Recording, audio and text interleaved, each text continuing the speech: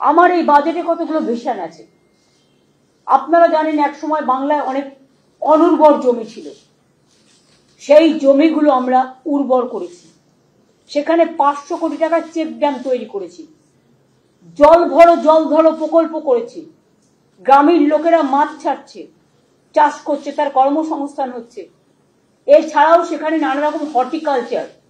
আমাদের এখানে পেঁয়াজ আগে একটা উৎপাদন হতো না, টোটাল পেঁয়াজটা আসতো নাসিক থেকে। এখন প্রায় 75% পেঁয়াজ আমরা তৈরি করছি।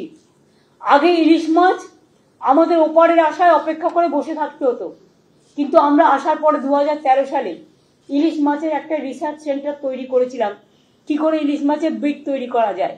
এখন আপনারা দেখছেন গঙ্গার ইলিশ, আপনি কোলাঘাটে যান, ডায়মন্ড হারবারে যান, যেখানেই যান না কেন সব জায়গায় ইলিশটা আপনারা পাচ্ছেন। এবং আমাদের সমুদ্রে চাঁদপুর বন্দর অলরেডি হচ্ছে, আপনারা জানেন।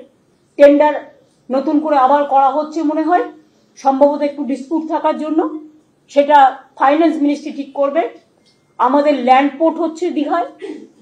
আমাদের দীঘার জগন্নাথ ধাম মন্দির অলরেডি কাজ প্রায় সম্পূর্ণ মুখে, অক্ষয় তৃতীয়ার দিন ওটা উদ্বোধন হবে।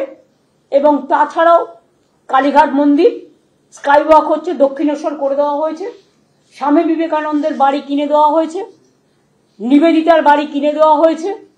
দক্ষিণেশ্বরে আজকে স্বামী বিবেকানন্দের বাড়িতে প্রতি বছর আমরা প্রায় 50 লক্ষ করে টাকা দিই তাদের মেনটেনেন্স করবার জন্য, এগুলো অনেকেই আপনারা জানেন না।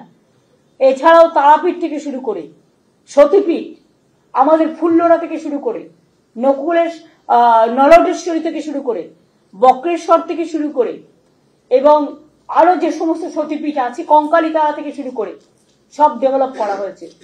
সংখ্যালঘুদের জন্য বেরিয়াল গ্রাউন্ড, প্রচুর বেরিয়াল গ্রাউন্ডে প্রাচীর দেওয়া হয়েছে।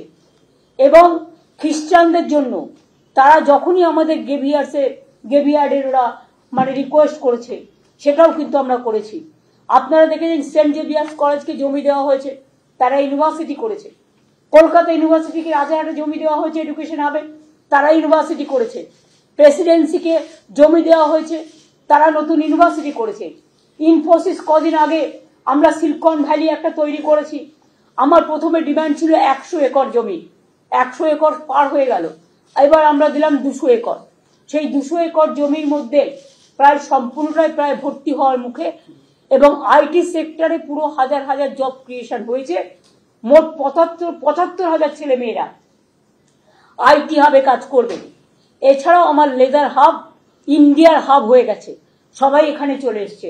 প্রায় 7.5 লক্ষ, 5 লক্ষ কাজ করছে, 2.5 লক্ষ ছেলে মেয়ে আরো কাজ করবে, প্রায় 7.5 লক্ষ।